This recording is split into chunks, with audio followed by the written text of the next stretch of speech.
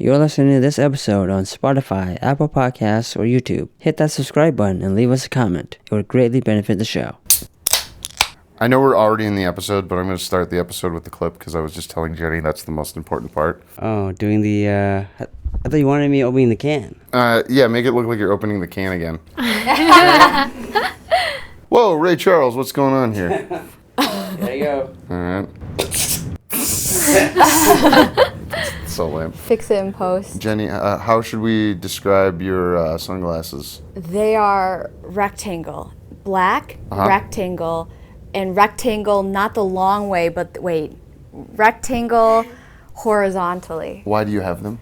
I have them because I got LASIK 2 days ago. I'm not trying to be cool. That's perfect for the clip. Hello and welcome to Movie Baiters for the Farks Brothers. I'm Kirk. And I'm Kyle. And today we have a very special episode, I want to say. There's just going to be 2 segments. We are joined by Mai, filmmaker and MFA contender, and Jenny, actor. And what we always like to start with is by asking people, you're both multi-hyphenates.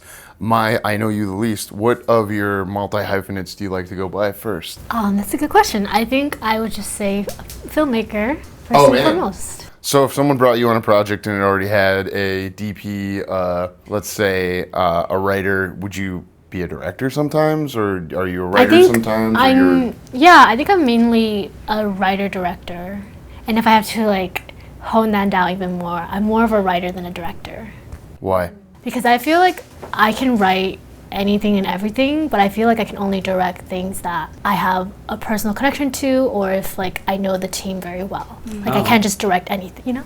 I don't. This is how I'm finding out. It's good though. So you're really choosy for directing? Yeah, I would say so. Not in a bad way of being pretentious or anything, more so just I want to make sure I have the actual skills and background to direct what the project is, versus if it's just writing, then that's so much more personal and individual that it's kind of I can take on any project that I want. Yeah, that's fair. Jenny, your multi-hyphenates, I think of you as a performer first, but I don't want to assume. Yeah, I would say that in the creative world, I am a performer. I am a local Twin Cities actress. But you're co-directing on this project we're talking about today, correct? Yeah. I mean, I'm co-directing because, maybe we'll get into it later, but this story is really important to me and has personal sentimental value.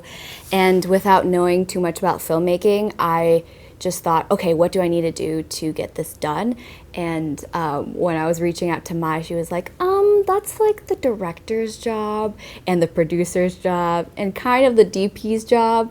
And so I decided that I would lean on Mai to sort of train me in this position because I really look up to her as a director and filmmaker. And so I'm learning how to co-direct here. She's good at what she does.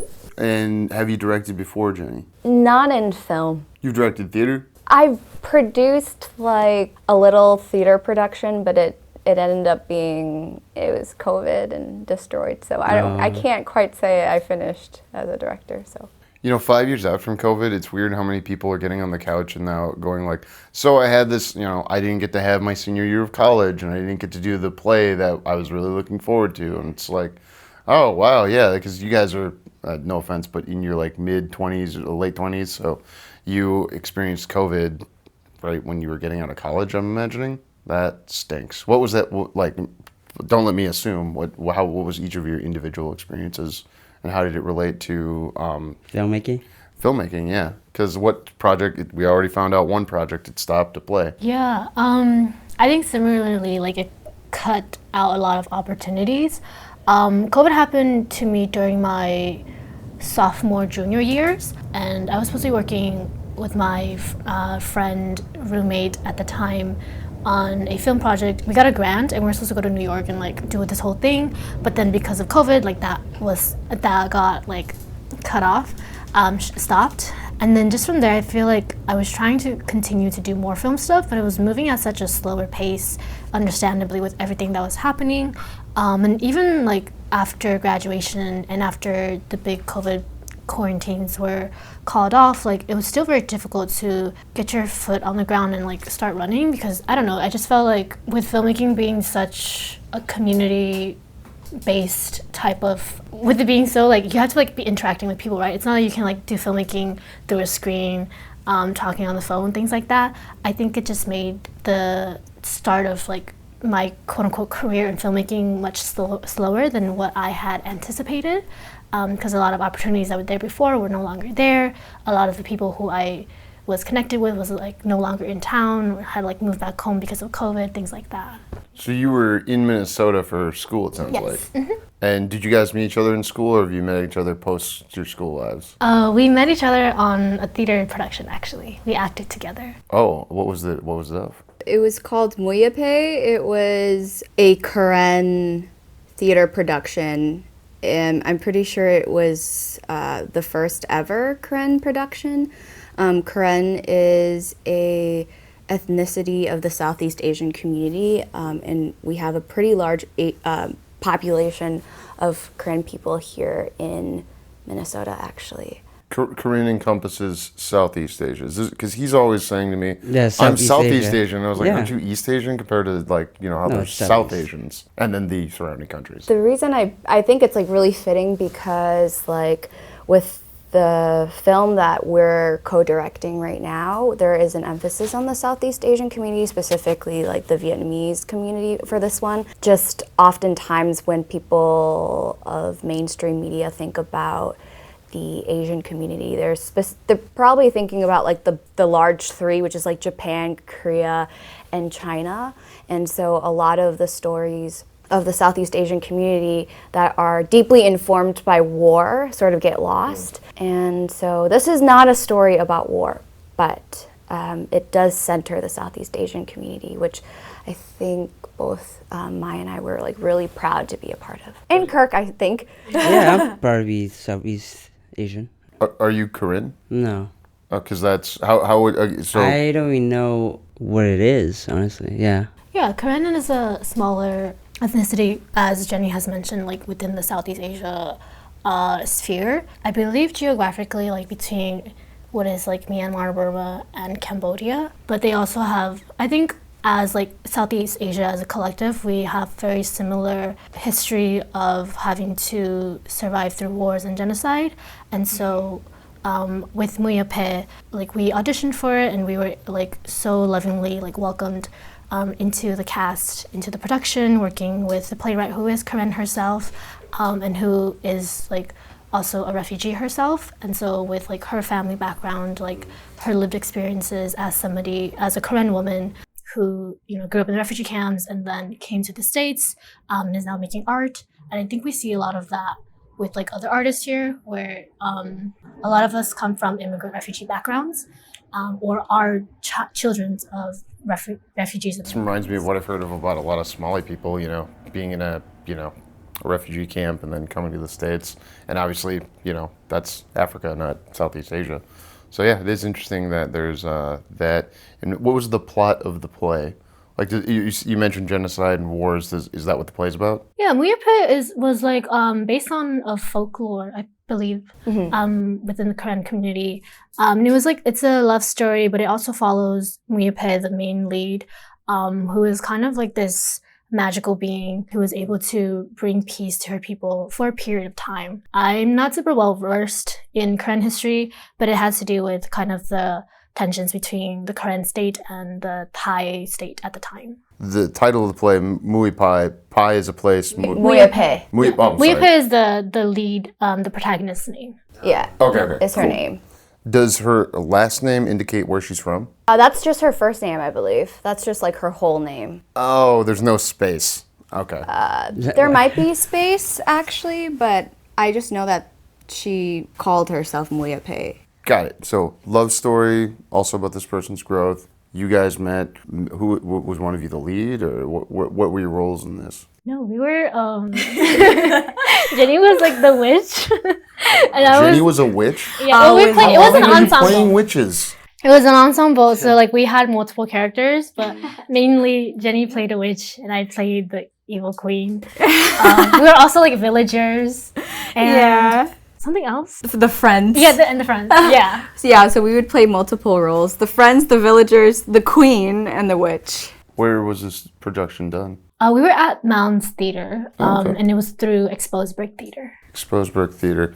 And so it sounds like in addition to being a filmmaker, you're an actress as well, Mai. I guess, kind of. If you were in a play, you had to memorize Yeah, lines, right? I think it's not like my main thing, but I do enjoy performing.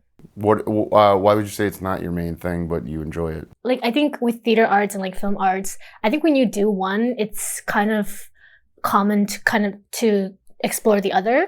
And so I really liked film, but I don't like acting on camera, but I do like performing, acting, and dancing in general. And so that's why I ventured a little bit into like the theater world. What is it you don't like about acting on camera?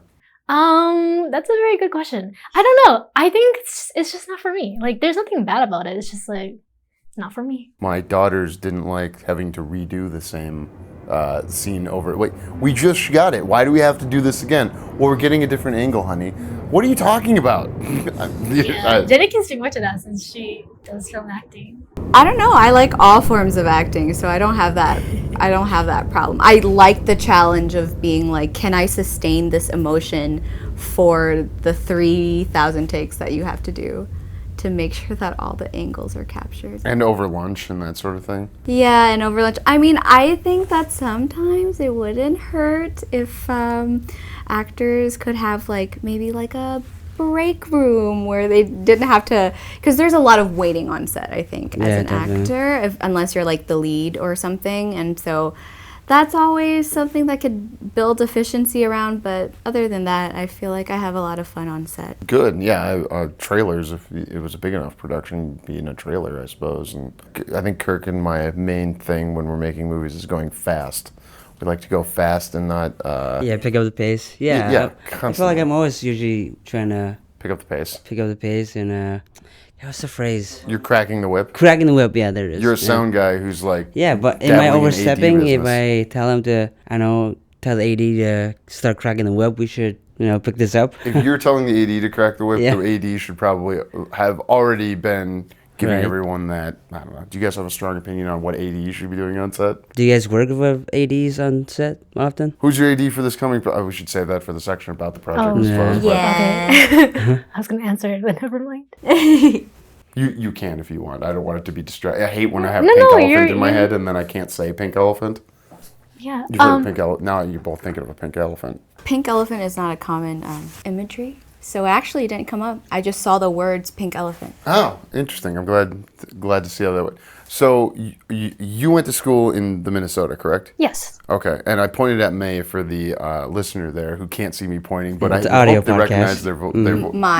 My. Oh, thank you. No, I'm you're good. so sorry. I'm going to actually write that down the phonetic way. I was at a wedding yesterday, and when the people see my sheet, they're like, that's not how you spell my name. It's like, no, that's phonetically how I need it for when things are going on and I look down at the paper. Jenny? Mm-hmm. Okay, cool. We've met before. What school did you go to, if you don't mind me asking? I went to McAllister, so it's right in St. Paul. You're a fancy person. Yeah, That's isn't that a private college? Is it fancy? And didn't Yeah. Peter Berg and a Colbert writer go there? I have no idea. Yeah, who's Okay. Peter Berg? He's a director. Oh, famous director? Yeah. He's What- done a lot name of some of Mark his Wahlberg films. movies. Mark Wahlberg movies. Okay, not to Yeah. steer the direction of the podcast, but you should ask Mai where she's currently at. Yeah, where are you currently Wait, residing? you're going to more school? Yeah, I'm doing a MFA program at Columbia. That's why I'm in New York. where the Ghostbusters are from. Yeah. Specifically Columbia. Did you know that, Kirk?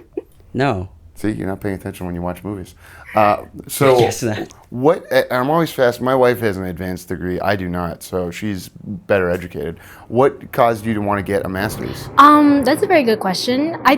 It was a combination of I was working full time and I felt like I wanted to just be back in a cohort system that would keep me accountable for creative work, because I think hats off, props off to people who can do a 9 to 5 and also work on their creative projects. I feel like I just wasn't able to fully do both. So I was like, I really want just 2-3 years where I can like really be fully immersed in the art that I'm making. I want to be surrounded by a cohort who can like constantly give me critique and feedback.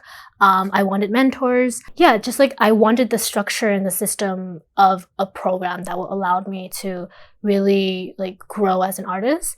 And it just seemed at the time like doing a MFA program was the best bet. So why New York though? Why Columbia? I applied for 2 programs. I applied to Columbia and I applied to AFI in LA. More so because a lot of the other schools are very like production focused. But these 2 I felt like were more story and writing focused. And I think going in, I wasn't super sure, like, did I want to be more of a director? Did I want to be more of a screenwriter? And so these 2 programs kind of allowed me to have a bit of both. And I applied, and then Columbia accepted me and gave me a scholarship. So I was like, let's go there. Yeah, might as well take that. Yeah. Yeah. So, what's the transition to living in New York been like? Oh, it's been a little crazy. So my first semester, I was staying in the dorms, which was like okay. I think that made it a little bit difficult because it felt kind of like after graduation, I had already been working for 2 years. And so I was already kind of used to like, you know, living on my own, having a space to myself.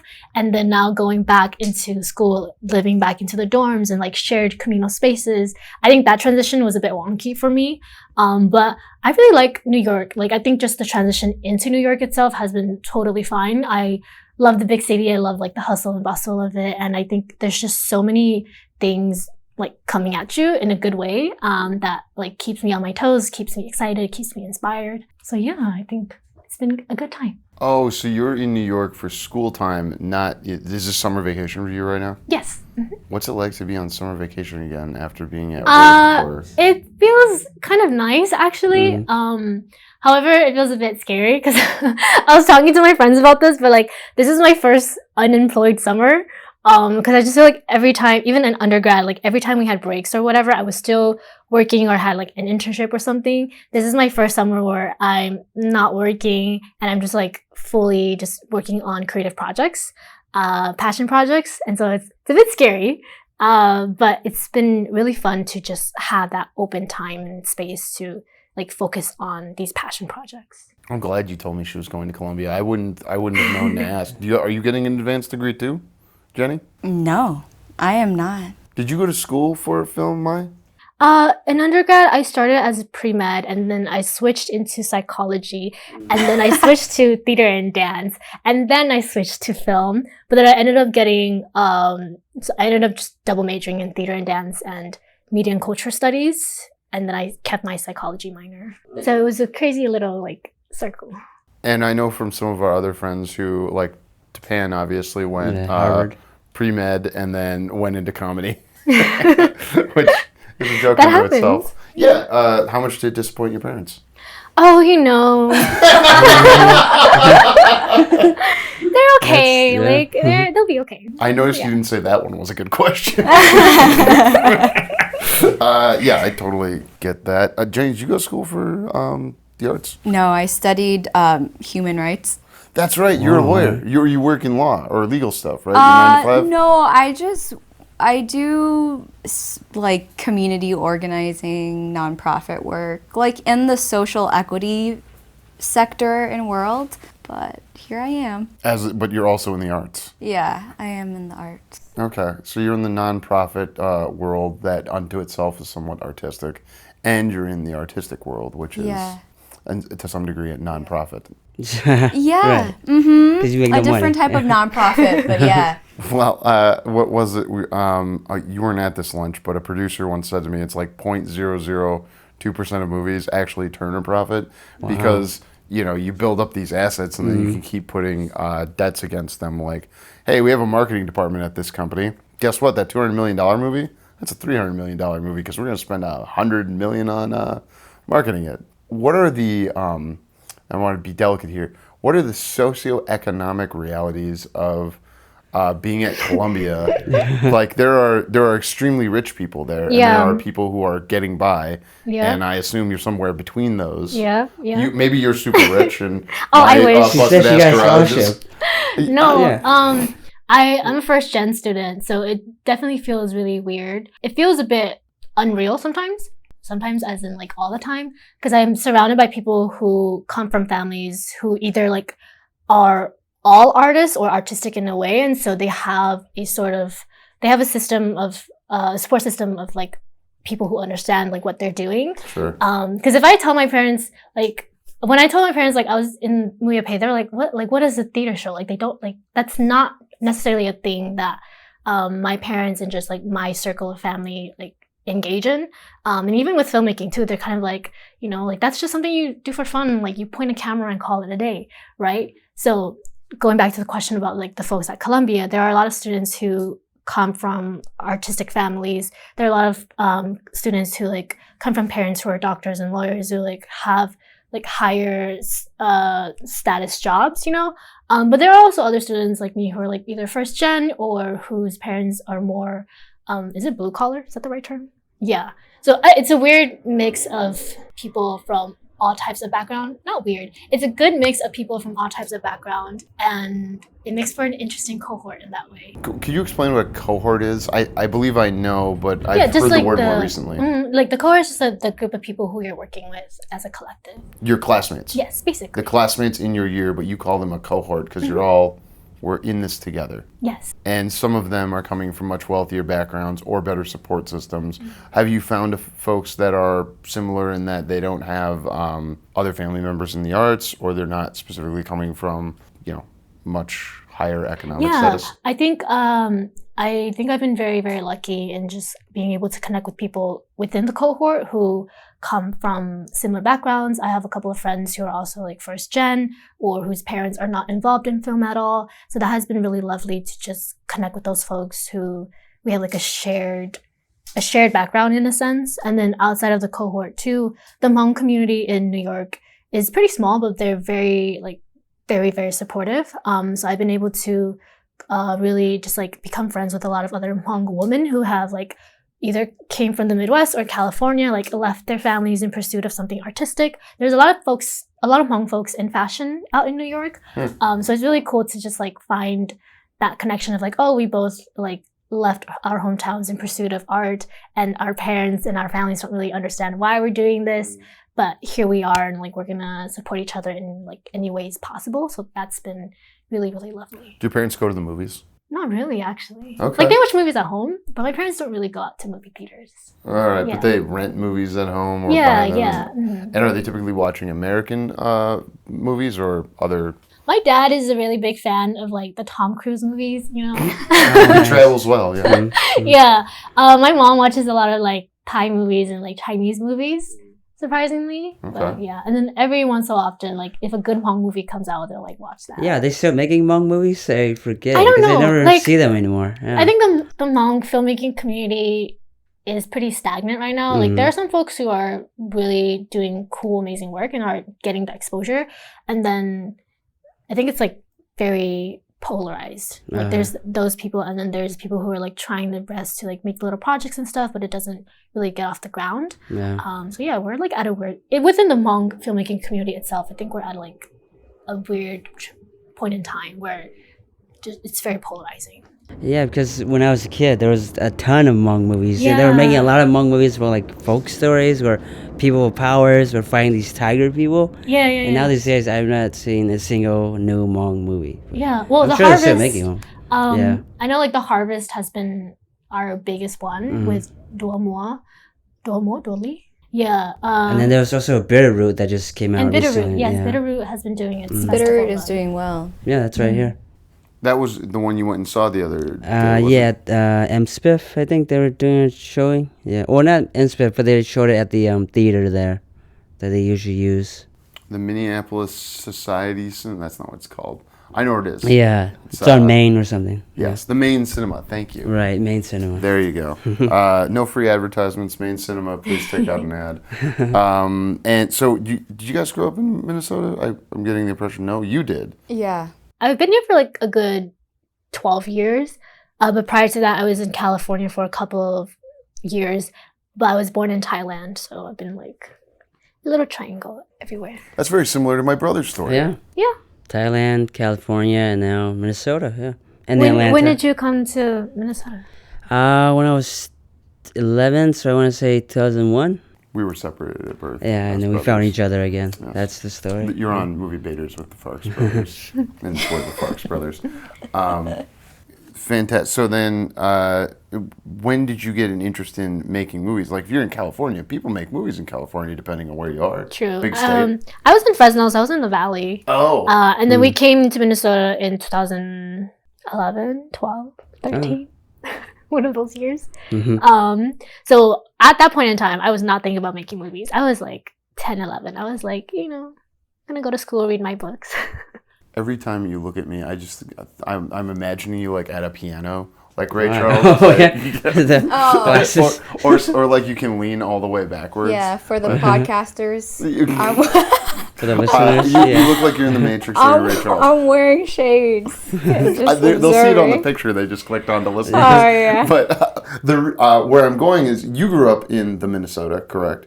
So when Yes. did you get into, hey, I want to be a performer and get into the arts and, also go work in social equity and nonprofit world? I don't think I realized that I wanted to act until after college. And I don't think I started until after college. Prior to that, I did, high school musicals, and during English class when there was the Shakespeare lesson, I would be so excited to dress up in costume and perform. I think some things you just have an affinity towards, and I think I just had an affinity towards performing and storytelling and acting. I mean, I would like to write if I was a better writer, so anything that just encapsulates stories. I think growing up, I learned about the whole world through the screens because my parents are immigrants, and so learning about American culture was me watching Disney Channel, and staying connected to my parents' roots. It was watching dubbed movies. The dubbed movies.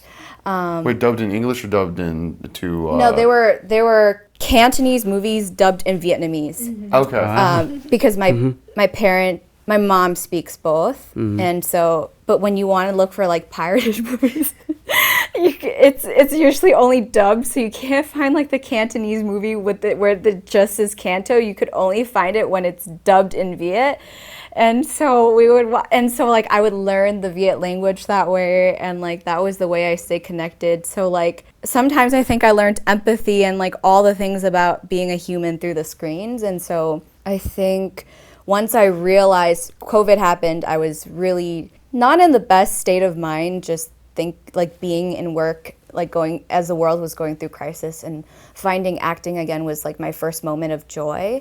And so that just led me to commit to pursuing that. I think maybe I'll just speak for myself, but as a child of immigrant, being an artist never passes your parents' prescribed vocabulary to you. Your parents is never Dr. Laura, artist, and so it was never one of the things that I considered. I didn't think that acting was a possibility at all. I know it's a typical story, but it's true. You do commercial work too, don't you, Jenny? No. Okay, are you open to it, or? I'm open to it, I think, because the root of why I want to act is to storytell. I'm way more compelled to do film, television, theater than I am to do commercial. What Disney shows were you watching to learn about American culture? All of it. I watched Hannah Montana, Wizard of Waverly Place, American Dragon. I loved the one, Lizzie McGuire, That's So Raven. Wait, Lizzie McGuire was still playing because she's my age and I'm older than you. Yeah, it was still playing. Oh, okay. Because that's the only one I watched. The other ones I've heard.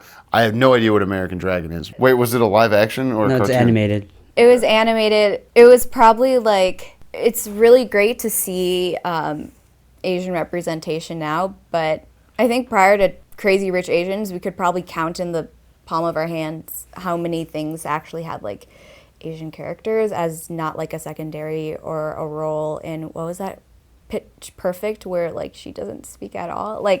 I feel in terms of Asian characters, it was Mulan, Joy Luck Club, yeah. and American Dragon. Sweet. Do you still watch movies? Is it the correct thing to say Viet instead of Vietnamese? Oh, I just shorthand it. It's Vietnamese. Oh, okay. You can say I think Viet. a lot of Asian people shorten it to I just Viet, shorthand, yeah. Like Canto, it's Cantonese. Mm. I'm just shorthanding. The Saudi Arabians don't say Saudi Arabia; they say Saudi. I learned that one recently, and actually helped my wife because she had someone from Saudi at her job, and I was like, "Oh, Saudi, right?" And didn't say the Arabia at the end. Otherwise, I'm basically useless to her at her job. So, do you still watch any movies in Vietnamese, or are you looking for dubs of movies when you go to watch stuff now? Yeah, so I have a really interesting relationship with Vietnamese culture. My parents are from Vietnam, but I was raised speaking Cantonese, and my mom for the longest time was like, "You're not Vietnamese. I'm born there, grew up there. We're culturally, like, our immigration story is way more familiar and close to Vietnamese community than it is to, like, the Chinese community, but, like, you are not Viet." And so for a very long time, I would just introduce myself as Chinese. And so I think only recently have I started to reclaim that part of my identity. And so in terms of like Vietnamese movies and stuff like that, to be very honest, I only watch Korean dramas. It's not even, it's neither of my cultures because like Cantonese movie live in this television network called TVB, which you had to pay for cable to access.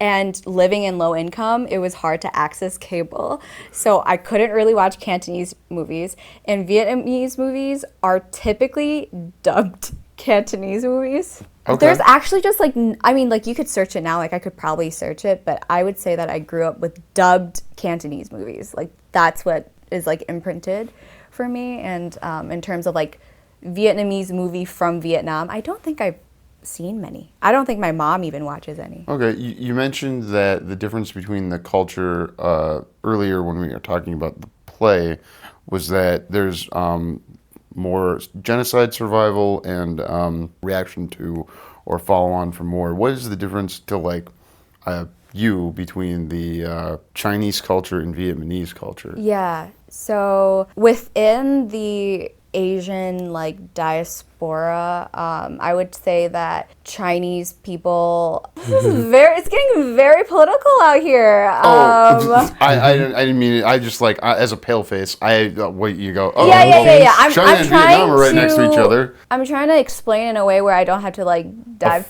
If you don't Offend. give a history lesson, I don't think I'm gonna offend anyone. Oh, good. I think even being a part of both communities, I have this like unspoken resentment towards Chinese people. Oh. I think a little bit of that is very Americanized, like partly Americanized, and also like China is a colonial power.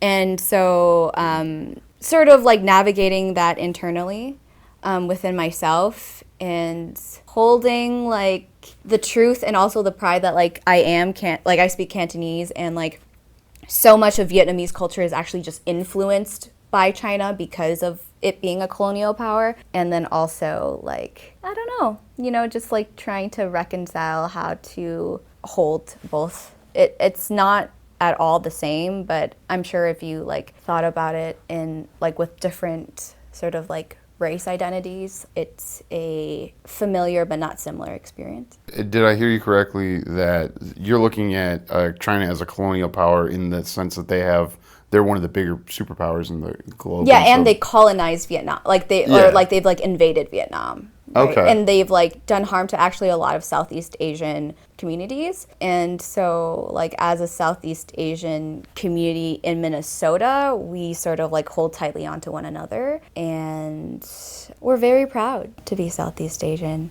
And it's not commonly said or known, but like we know when we meet each other. Did you guys know you were Hmong when you first met each other? No. That the other one was Hmong? It came up later. Yeah, it came up after the meeting for sure. Yeah, I was like, wait a minute, because I forgot what we were talking about. But I was like, wait a minute, what's your ethnicity? And we're like, oh my gosh, we're both Hmong. And that's a positive way to ask what's your ethnicity because it's you're hoping to make a connection versus someone in Alabama asking for. Sorry, Alabama. We had to even it out. We hit on traffic right there. So what? No, why'd you attack Alabama? What's It's a state that you think of people being less kind to other races because of the history of slavery in this country. Kirk, come on. If you think about it a little bit. No, it's interesting from my perspective to hear Vietnam has some resentment towards China because of the way they I have. wouldn't say Vietnam has some resentment towards China. I think this is a very personal perspective. I wouldn't go ahead and say Vietnam has like the entire country has. I would expect them to have resentment to us for going over there and trying to, overthrow communism and burning Yeah, their I country. actually think that there's also a huge Vietnamese population that idolizes America and white people, and I don't think anyone's like personal opinion like equals what has happened in history, because like we form opinions based off of whatever we experience. But Thanks for clarifying that. Yeah, I think this wraps up the interview portion. We will jump right into talking about the project. Can you guys give us the title of the project? there's 2 projects that we had to talk about All today. right. Okay, I'll start. Well, so all 3 of us, Kirk, Mai, and I, were a part of the creation of a short film called What We Become After, and we are going into production in August. And the second project? The second project is another short film called Swelt, and we are shooting in mid-July, which is coming up very quick. Thank you for listening. For more JK Productions, find us on Instagram at JK Productions Team and on Facebook, JK Productions MN.